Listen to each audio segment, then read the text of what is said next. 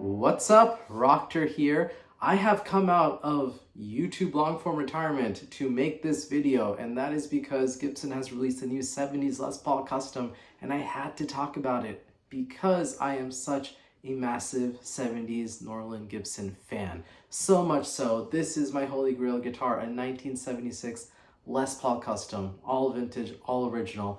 This is as Norland as it gets. I've got the multi-piece maple neck, the volute.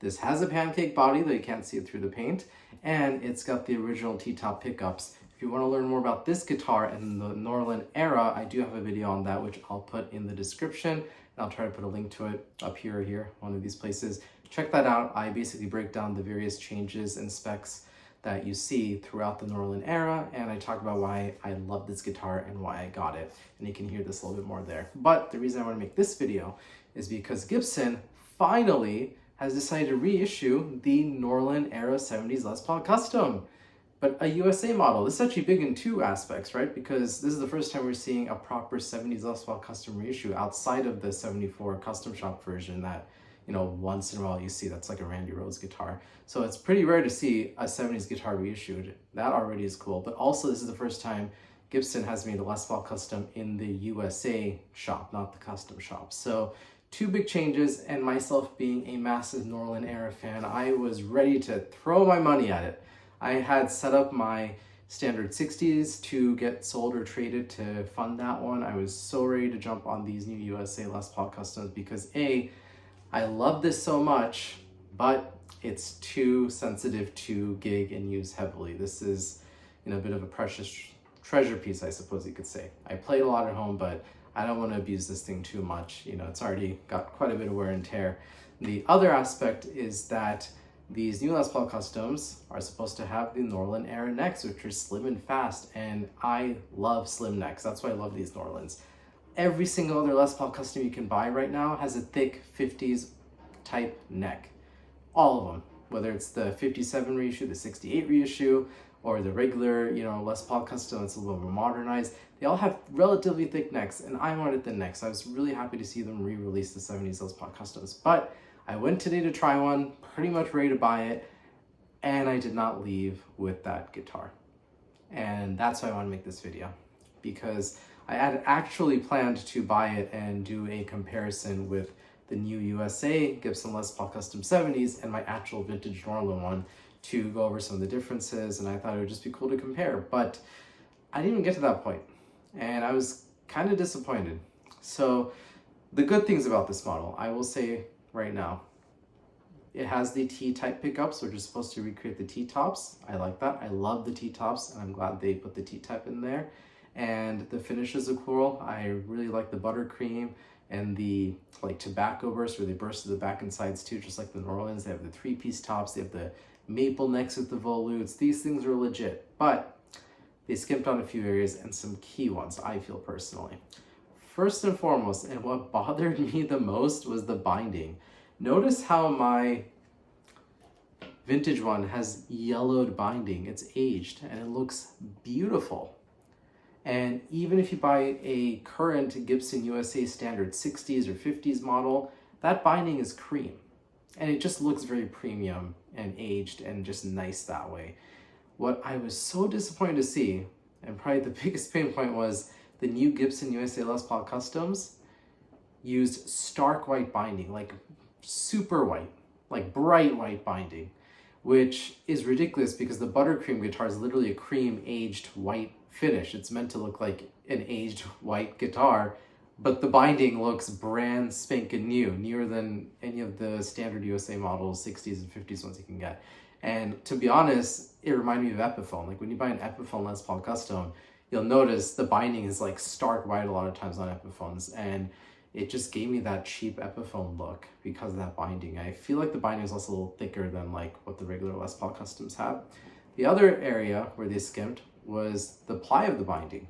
That's not as big of a deal to me, but still, like, why? You're putting the binding on anyways. Adding an extra ply probably isn't much extra work, other than the fact that it just allows them to differentiate this USA one for $4,000 versus the custom shop one, which is like $5,800, and you know, people will pay the extra $1,800 to get that extra ply. So Gibson decided to reduce it. So here you can see it is, I believe, 7-ply binding. You probably can't see on the camera, but this has 7-ply. The USA model, the new 70s reissue, or 70s USA custom, whatever you want to call it, that new one only has 5-ply binding. And I think it's 3-ply in the back instead of 5-ply like mine has. So it's just less ply. And you can tell they did that to kind of differentiate a little bit, make it seem cheaper. So the binding killed it right there, killed the look of it. And personally, I cannot describe exactly why, but that thicker binding with like a thicker finish that you get on some USA models really made it feel a bit like an Epiphone. And it felt good, but it didn't feel great. It actually felt cheaper and more toyish than even the regular USA standard 60s I was ready to trade in for it. So that to me was a disappointment, especially because the price tag is $4,000. Now people will say, oh, well, it's still a lot cheaper than the custom shop Les Paul Custom, which is $5,800. I agree, I'm glad they made it cheaper. But if you're gonna pay $4,000 for a Gibson USA guitar, it should be one of the best Gibson USA guitars there. And it did not feel like that. It felt cheaper than the regular $2,700 or $2,800 standard 60s and 50s model that was on the rack next to it.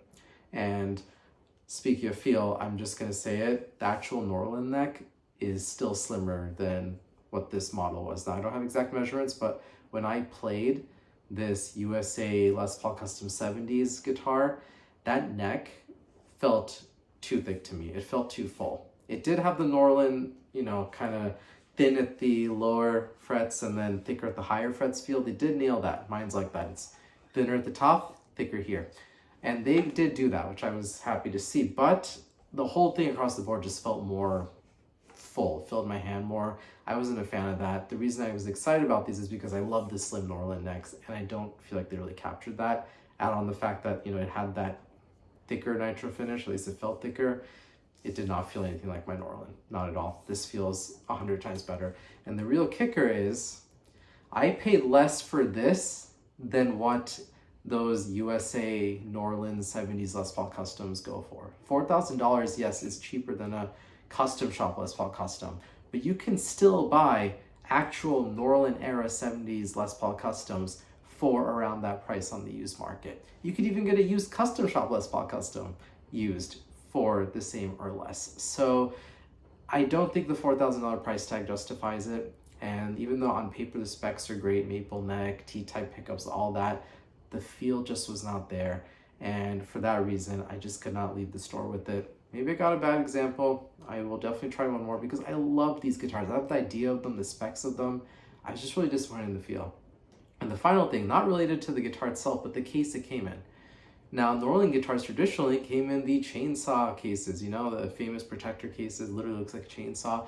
And Gibson has reissued that case a few years back, actually. They brought that case back. You can buy a chainsaw case from Gibson, like the old Norlin era cases. But these 70s Les Paul Customs that are supposed to recreate the 70s, guitars, don't come with that case. It just comes with the standard brown USA case. I'm like, that was a missed opportunity. So, few reasons I think they kind of missed the mark.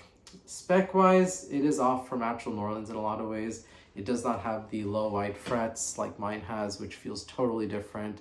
And I believe they got the headstock angle wrong. Like, I don't know which headstock angle I have on this, but I believe they said the USA one, the 70s one that they're making now, does not have the same angle as these original Norlins. And that doesn't have the pancake body, but I won't dig in for that. Not every Norlin has the pancake body. Mine was a specific era of that. A few years after this, they went back to full mahogany-like bodies, no pancake maple. So I feel like they missed the mark. And as a big Norlin fan, that was disappointing to see because I was so ready to buy one, and I might still buy one. I'll try a few more. I really want to buy one. I really like the idea of these. I'm going to try a few more, but the one I tried just really let me down. And I feel like a lot of YouTubers, the guys who get these shipped to them for free, and maybe have some incentive to push them, or dealers who want to sell them are really playing them up. And all I gotta say is, if you want one, just try and play one. They're still good guitars. They're still a solid guitar, but actually play one and see if it's for you. And if you've got the itch for an original real Norlin, I'm not sure that's gonna scratch that itch. I would just get an original one because you can still find a lot of these, especially player grade ones, for about the same price used.